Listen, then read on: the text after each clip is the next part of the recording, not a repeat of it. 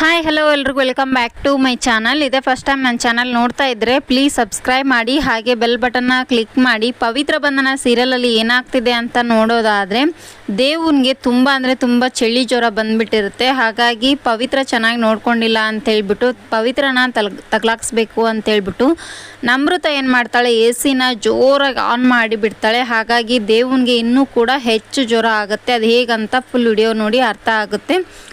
ಹಾಗೆ ಪವಿತ್ರ ಏನು ಮಾಡ್ತಾ ಇರ್ತಾಳೆ, ಊಟ ಮಾಡಿಸ್ತಾ ಇರ್ತಾಳೆ. ದೇವ್ ಕೇಳ್ತಾ ಇರ್ತಾರೆ, ನಿಜವಾಗ್ಲೂ ನನ್ನನ್ನು ಇಷ್ಟು ಚೆನ್ನಾಗಿ ನೋಡ್ಕೊಳ್ತಾ ಇದ್ರೆ ಒಂದು ಸತ್ತ ಗಿಲ್ಲಿ ನೋಡೋಣ ಅಂತ ಕೇಳ್ತಾನೆ ದೇವ್. ಆವಾಗ ಪವಿತ್ರ ಹೇಳ್ತದೇನಿಲ್ಲ ರೀ ಅಂತ ಹೇಳ್ತಾ ಇರ್ತಾರೆ. ಅದೇಗ್ರಿ ನೀವು ಇಷ್ಟು ಚೆನ್ನಾಗಿ ನನ್ನನ್ನು ನೋಡ್ಕೊಳ್ತಾ ಇದ್ದೀರಾ ಅಂತ ಕೇಳಿದಾಗ, ತಾತ ಅಜ್ಜಿ ತಾನೇ ಹೇಳಿದರು ತುಂಬ ಚೆನ್ನಾಗಿ ನಿಮ್ಮನ್ನು ನೋಡ್ಕೊಳ್ಬೇಕು ಅಂತ ಹೇಳ್ತಾಳೆ ಪವಿತ್ರ.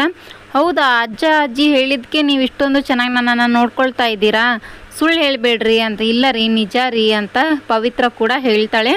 ಹಾಗೆ ಮತ್ತೆ ಮಾತ್ರೆಗಳನ್ನ ಎಲ್ಲ ಕೊಟ್ಬಿಟ್ಟು ಪವಿತ್ರ ಹೊರಗಡೆ ಹೋಗಿರ್ತಾಳೆ. ನಮೃತ ಅಲ್ಲಿಗೆ ಬಂದ ತಕ್ಷಣ ದೇವನಿಗೆ ಒಂದು ಸ್ವಲ್ಪ ಜ್ವರ ಬಂದಿರುತ್ತೆ. ಹಾಗಾಗಿ ಜ್ವರ ಕಮ್ಮಿ ಆಗಲಿ ಅಂತ ಹೇಳಿಬಿಟ್ಟು ಎ ಸಿನ ಆನ್ ಮಾಡ್ತಾಳೆ.